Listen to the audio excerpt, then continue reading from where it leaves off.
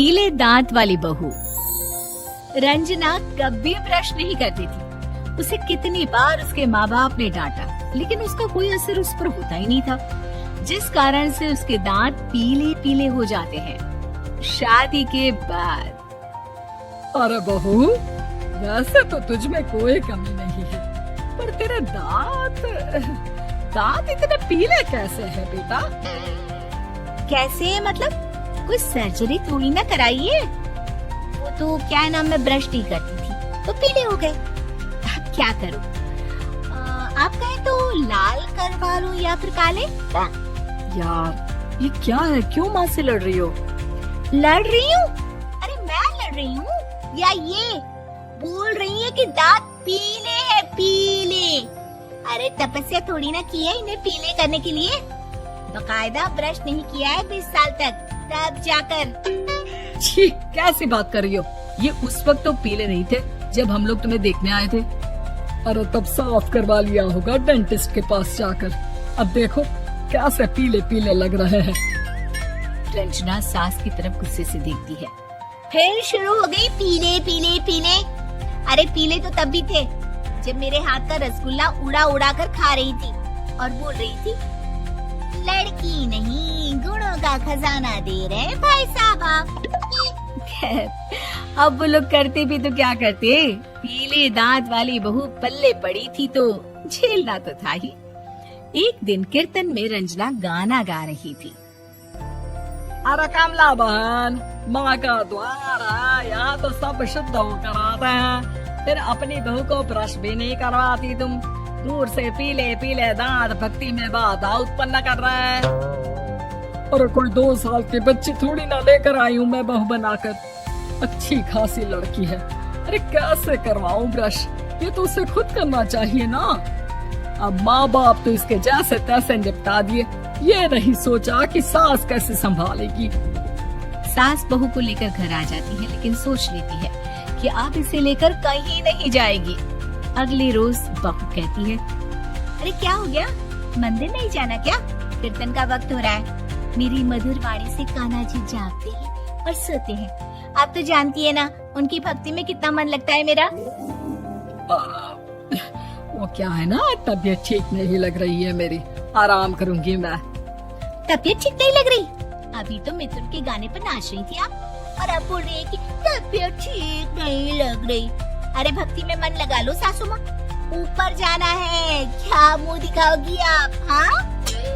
सास को बहू की बात पर गुस्सा आ जाता है। मैं क्या मुंह दिखाऊंगी, इसकी चिंता तो ना कर, समझी? अपने मुंह की चिंता कर, जो ये पीले पीले दांत लेकर हर जगह पहुंच जाती है। पता है लोग कितना मजाक बनाते हैं। ना जी ना, मैं नहीं जाना कहीं तेरे साथ।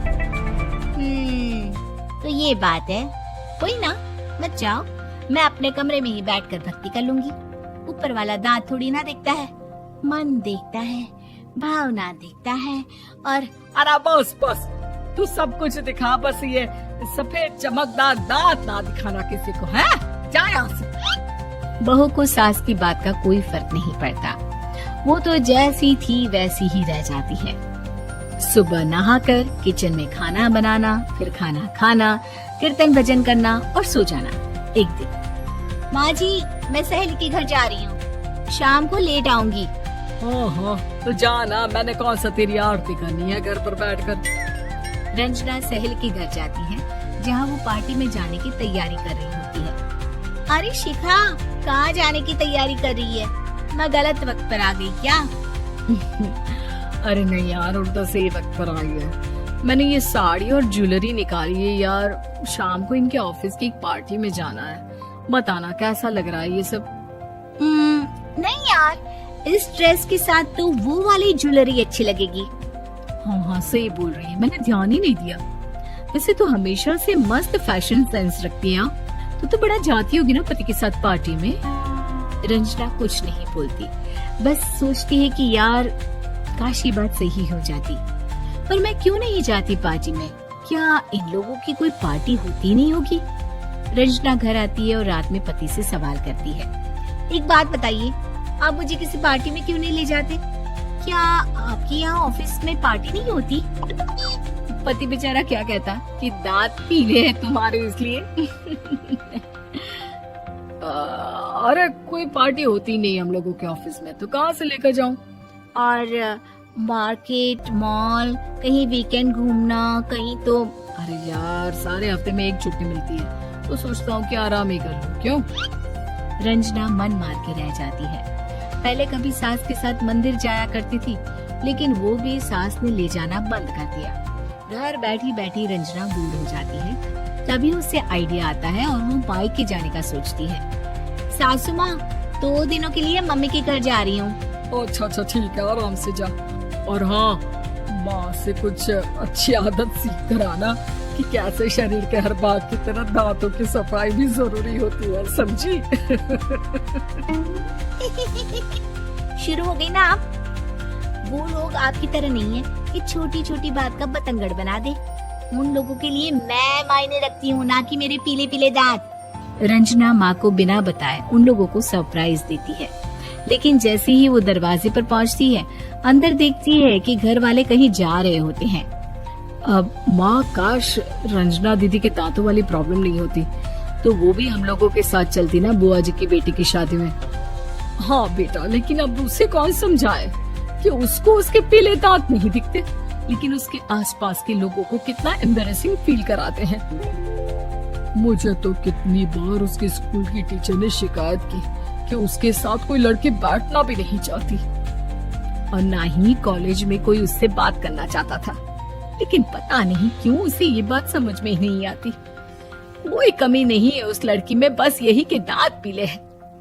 वो तो भला हो जीजा जी और उनकी माँ का, जो दीदी को जैसी है वैसे ही रखा हुआ है।